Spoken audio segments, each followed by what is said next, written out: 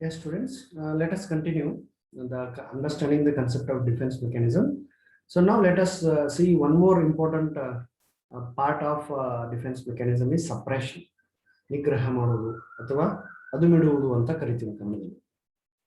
So there is a close association between the previously learned element, like what all we have learned, repression. So repression and suppression are somewhat similar in some aspects, but actually they are different with each other. So you need to understand. So repression, where in repression we do force the thoughts unconsciously. Okay, ಗೊತ್ತಿಲ್ಲದೆ ಅಂದ್ರೆ ಅರೆ ಪ್ರಜ್ಞಾವಸ್ಥೆಯಲ್ಲಿ ನಮ್ಗೆ ಗೊತ್ತಿಲ್ಲದೇನೆ ಕೆಲವೊಂದಷ್ಟು ವಿಚಾರಗಳನ್ನ, ದುಃಖ ಕೊಡುವಂತ ವಿಚಾರಗಳನ್ನ ನಾವು ನಮ್ಮ ಮನಸ್ಸಿನ ಆಳಕ್ಕೆ ತಳ್ಳಲ್ಪಡ್ತೀವಿ. Where in suppression it is quite vice versa. So consciously we do try to we will force some ideas or thoughts to the other elements. That is what suppression. Let us try to understand with the help of some example so that there will be clear information about suppression. So ಕನ್ನಡದಲ್ಲಿ ನಿಗ್ರಹ ಅಥವಾ ಅದುಮಿಡುವುದು ಅಂತ ಅದನ್ನ ಕೊಡೋ ಅಂತ ಸಾಮಾನ್ಯವಾಗಿ ಗ್ರಾಮ ಭಾಷೆಯಲ್ಲಿ ಅಂದ್ಕೊಳ್ತೀವಿ. ಅಂದ್ರೆ ನಿನ್ನ ಕಂಟ್ರೋಲ್ ಮಾಡ್ಕೊಳ್ಳೋ ಅಂತ ಹೇಳಿ ಅಲ್ವಾ. ಏನಿದೆ ಆಕ್ಚುಲಿ ನಿಗ್ರಹ ಮಾಡ್ಕೊಳ್ಳೋದು ಅಥವಾ ಅದುಮಿಡುವುದು ಅಂದ್ರೆ ಏನು? Separation means what? Let us see. So dealing with the stress by intentionally avoiding thinking about disturbing problems, wishes, feelings or experiences. In a simple form, ಸಾಮಾನ್ಯವಾಗಿ ನೋಡೋದಾದ್ರೆ it is a way how a person, see, there is an image, I think you can see.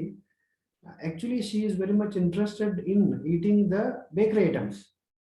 Okay, but the picture in this you can see she can't. Actually she is very much interested, but as per her physiological condition is considered, or maybe just we can think that she is not allowed to eat. So just let us come to the statement. It is a way where a person used to deal the stress by intentionally avoiding thinking about the disturbing problems. If I start eating the cake, I may eat the cake like anything. Okay, I may leave the means I may forget the food only for 2 days. So that much I used to love. I used to eat the things in that form. If you have that credibility, or if you have that type of feeling, but right now, as far your condition is considered, you are not supposed to. Okay, dealing with the stress by intentionally avoiding thinking about the disturbing problems. If I used to think about cake, I used to get water in my mouth. Cake and ತಕ್ಷಣ ನನ್ನ ಬಾಯಿಗೆ ನೀರು ಬರ್ತದೆ. But physiological conditions ಈಗ ತಿನ್ನಬಾರ್ದು ಅಂತ ಹೇಳಿ ನಾನು ಸಜೆಸ್ಟ್ ಮಾಡೋದು, ನಾನು ತಿನ್ನಬಾರ್ದು ಅನ್ನೋದು ಒಂದು ಉತ್ತಮ ಉದಾಹರಣೆ. ದಟ್ ಈಸ್ ನಿಗ್ರಹ ಮಾಡಿಕೊಳ್ಳೋದು, ಬಿಟ್ಬಿಡೋದಲ್ಲ. Sometimes we used to suppress those ideas. Okay, if I used to exchange my thought with somebody, I used to get some problem andaga I used to suppress it.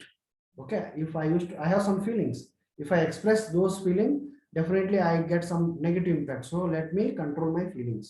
ನನ್ನ ಆಲೋಚನೆ, ನನ್ನ ವಿಚಾರಗಳು, ನಾನು ಹೇಳುವಂತ ಶುಭಾಶಯಗಳು, ನನ್ನ ಅನುಭವಗಳನ್ನ ಇನ್ನೊಬ್ಬರ ಜೊತೆಗೆ ಹಂಚಿಕೊಂಡ್ರೆ ಅದರಿಂದ ಏನು ತೊಂದರೆ ಆಗ್ತದೆ ಅಂತ ಗೊತ್ತಾದಾಗ ಅದನ್ನ ಹೇಳದೇ ಇರೋದು ಬಹಳ ಉತ್ತಮ. That is what suppression is. Say for example, thinking about all those sweets in the stock launch and wanting to eat them while on a diet. ಅಂದ್ರೆ ಇಲ್ಲಿ ನಾನು as I was quoting about the example, ಎಲ್ಲಾ sweet ಬಗ್ಗೆ ನಾನು staff room ಅಲ್ಲಿ ಕುತ್ಕೊಂಡು ಒಂದು 5-6 ಜನನೋ 10 ಜನನೋ ಅಥವಾ ಕ್ಲಾಸ್ ರೂಮ್ ಅಲ್ಲಿ ಎಲ್ಲರ ಜೊತೆ ಚರ್ಚೆ ಮಾಡೋದು. ಆಮೇಲೆ ಆಕ್ಚುಲಿ ಎಲ್ಲರೂ ಚರ್ಚೆ ಮಾಡಿರ್ತಾರೆ, ಅವಾಗ ನಾನು ಡಯಟ್ ನಲ್ಲಿ ಇರ್ತೀನಿ. ನನಗೆ ಅದು ತಿನ್ಬಾರ್ದು ಅಂತೇಳಿ ಒಂದ್-2 ದಿನನೋ ಒಂದಿನನೋ ಅಥವಾ 1 ತಿಂಗಳು ತಿನ್ಬಾರ್ದು ಅಂತೇಳಿ ನಾನು ಫಾಸ್ಟಿಂಗ್ ಮಾಡ್ತಾ ಇರ್ತೀನಿ ಅಥವಾ ಡಯಟ್ ಮೇಲೆ ಇರ್ತೀನಿ. ಅವಾಗ if everybody is talking about it and everybody started eating cake andaga, I feel, how do I feel? But the condition is very bad, so I need to suppress it.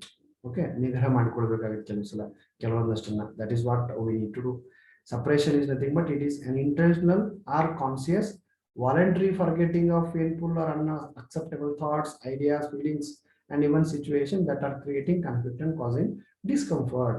ನನಗೆ ಯಾವ್ದು comfortable feel ಆಗ್ತಾ ಇಲ್ಲ ಸರಿಯಾಗಿ ಸಮರ್ಪಕವಾಗಿ ಅಂತ ಅಂಶಗಳನ್ನ, ನನ್ನ ವಿಚಾರ ಆಗಿರ್ಬೋದು, ನನ್ನ ಆಲೋಚನೆ ಆಗಿರ್ಬೋದು, ನನ್ನ ಭಾವನೆ ಆಗಿರ್ಬೋದು, ಅಥವಾ ನನ್ನ ಇವತ್ತು ಸಂದರ್ಭ ಸನ್ನಿವೇಶ ಆಗಿರ್ಬೋದು, ಅದರಿಂದ ನನ್ನ ಮನಸ್ಸಿನ ಆಳಕ್ಕೆ ನೋವುಗಳು ಉಂಟಾಗ್ತಾ ಇದ್ರೆ ಅಂತವುಗಳನ್ನ ಸಾಧ್ಯಷ್ಟು ಮಟ್ಟಿಗೆ ನಾವು ಅವಾಯ್ಡ್ ಮಾಡಬೇಕು.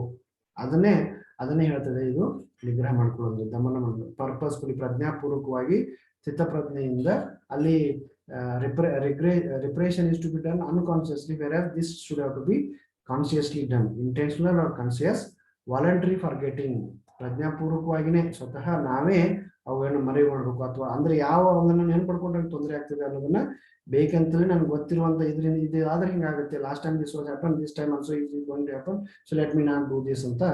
V need to control our emotions ಅಂತ. Last time when I was driving a vehicle by 120 I got a very major accident, so that this time I should not. ಅದರಿಂದ ಅದನ್ನ ನಿಗ್ರಹ ಮಾಡ್ಕೊಳ್ಳೋದು. ನಿಗ್ರಹ ಅಂದ್ರೆ controlling the speed if you are moving a vehicle, either it may be 2-wheeler or 4-wheeler. So like that we should have to do ಅದನ್ನ ಸಾಮಾನ್ಯವಾಗಿ ನಾವು ಆ ರೀತಿ ಅದನ್ನ ಕರಿಬಹುದು. Say for example, a student consciously decides not to think about her or his weekend so that she cannot study effectively. ಈ ವಾರ ಏನ್ ಮಾಡ್ಬೇಕು, ಮುಂದಿನ ವಾರ ಏನ್ ಮಾಡ್ಬೇಕು, ಆವಾಗ ಏನ್ ಮಾಡ್ಬೇಕು ಅಂತ ಅದ್ರ ಬಗ್ಗೆ ಯೋಚನೆ ಮಾಡ್ಕೊಂಡನ ಕೆಲವು ಸಲ ನಾವು ಟೈಮ್ ಕಳೀತಾ ಇರ್ತೀವಿ. ಹಾಗಾಗಿ ಕೆಲವೊಂದಷ್ಟು ಅಂಶಗಳನ್ನ ನಾವು ಸಾಧ್ಯಷ್ಟು ಅವಾಯ್ಡ್ ಮಾಡ್ತಾ ಇರ್ಬೇಕು. ಅದಕ್ಕೆ ನಾವು ಸಾಮಾನ್ಯವಾಗಿ ಅದು ಬಿಡುವುದು ಅಂತ ಕರಿತೀವಿ. ಸೊ ಪ್ರಜ್ಞಾಪೂರ್ವಕವಾಗಿ ನಮಗಾಗುವಂತಹ ನೋವಿನ ಸಂಗತಿಗಳನ್ನ ಸಾಮಾನ್ಯವಾಗಿ ವ್ಯಕ್ತಪಡಿಸಲಾರದೆ ಸುಪ್ತ ಮನಸ್ಸಿನ ಆಳದಲ್ಲಿ ಇರುವಂತಹ ಒಂದು ಪ್ರಕ್ರಿಯೆಗೆ ಅದು ಬಿಡುವುದು ಅಥವಾ ನಿಗ್ರಹ ಮಾಡಿಕೊಳ್ಳುವುದು ಅಂತ ಹೇಳಿ ನಾವು ಅದನ್ನ ಕರಿಬಹುದು. Next one is about regression that I must talk about right now. So regression is also one of the important technique which is used by every one of us in different situation. What does it mean? Hagadre, regression is a defense mechanism in which one performs reverted behavior. One thing very, very important is we do act not according to the age, but we do or we perform or we show such behavior which is not acceptable. Okay, reverted behavior anta karithi now. We do call it in psychology as reverted behavior. What does it reverted behavior means? So my age is something, but I will not act like my age people, but I will act like my childhood period, or sometimes I may not according to the age. ನನ್ನ ವಯಸ್ಸಿಗೆ ತಕ್ಕಂಗೆ ನಾನು ವರ್ತಿಸದೆ ಸಣ್ಣ ಮಕ್ಕಳಂಗೆ ಕೆಲವು ಸಲ ವರ್ತಿಸ್ಲಿಕ್ಕೆ ಪ್ರಾರಂಭ ಮಾಡಿದ್ರೆ that is what regression, ಹಿಂಜರಿತ, ಹಿಮ್ಮರಳುವಿಕೆ ಅಂತ ಕರಿತೇವೆ. ಹಿಮ್ಮರಳುವಿಕೆ, that is the right word in Kannada. ಹಿಮ್ಮರಳುವುದು ಅಂದ್ರೆ ಹಿಂದಿನ ಅವಧಿಗೆ ಹೋಗೋದು ಅಂತ. ಹಿಂಜರಿತ ಅಥವಾ ಹಿಮ್ಮರಳುವಿಕೆ ಒಂದು ರಕ್ಷಣೆಯ ಕಾರ್ಯವಿಧಾನವಾಗಿದ್ದು ಇದರಲ್ಲಿ ಒಬ್ಬರು ಹಿಂದಿರುಗಿದ ನಡವಳಿಕೆಯನ್ನು ಮಾಡುತ್ತಾರೆ. We used to represent ourselves sometime as far not our age is considered. Say for example, you people are all completed 21 plus, at least 21 ಅಂತೂ ನೀವು ಇದ್ದೇ ಇದ್ದೀರಿ. ಸೊ ಈಗ ನಿಮ್ಗೆ you have some behaviour pattern. ಈ ಬಿಹೇವಿಯರ್ ಪ್ಯಾಟರ್ನ್ ಬಿಟ್ಟು ಈಗ school students ಜೊತೆ ನೀವು ಮಾಡಕ್ ಹತ್ಬಿಟ್ರೆ ಅಂದ್ರೆ you will come to know that how school childrens are, or how nursery students are, how primary school students are, or how notorious or difficult to manage the high school students. ಆ ಮಕ್ಕಳನ್ನ ನಿಯಂತ್ರಣ ಅಥವಾ ಇದು ಮಾಡ್ಬೇಕಂತಂದ್ರೆ ಅವಾಗ ಏನೇನೆಲ್ಲ ಕ್ರಮಗಳಾಗ್ತಾವ ಅನ್ನೋದ್ರ ಬಗ್ಗೆ ನೋಡ್ಲೇಬೇಕಾಗುತ್ತೆ. ಸೊ ಇನ್ ದಟ್ ಫಾರ್ಮ್ ಈ ರೀತಿ ಮಾಡೋದ್ರ ಮೂಲಕ some time we use to protect our self ಅಂತ. ಹಿಮ್ಮರಳುವುದರ ಮೂಲಕ, ಹಿಂದಿನ ಅವಧಿಗೆ ಮರಳುವುದರ ಮೂಲಕ ನಾವು ರಕ್ಷಣೆ ಮಾಡ್ಕೊಳ್ತಾ ಇದೀವಿ. ಕೆಲವು ಸಲ ಇಷ್ಟು ಸೇರಿದಾಗ ಹಂಗ್ಯಾಕ್ ಮಾಡೋ ದೇವಸ್ಥಾನ ನೋಡುತ್ತೆ ಅಥವಾ ಹಂಗ್ಯಾಕ್ ಮಾಡೋದು ಹುಚ್ಚುಚ್ಚರಂಗಂತೆ use to use the word in a very grammatical form, in a very rural based word, but sometimes we do use that mechanism as to escape from the situation. Regression is a defense mechanism which is used where a person performs the reverted behavior. ಸಾಮಾನ್ಯವಾಗಿ ಹಿಂದುಳಿದ ನಡವಳಿಕೆಯನ್ನು ತೋರ್ಪಡಿಸ್ತಾ ಇರ್ತಾರೆ. The decline in attention of parents towards an elder child due to a new addition to the family may result in the elder one reverting to bedwetting and other infantile behavior to draw the parental attention. This is the best example.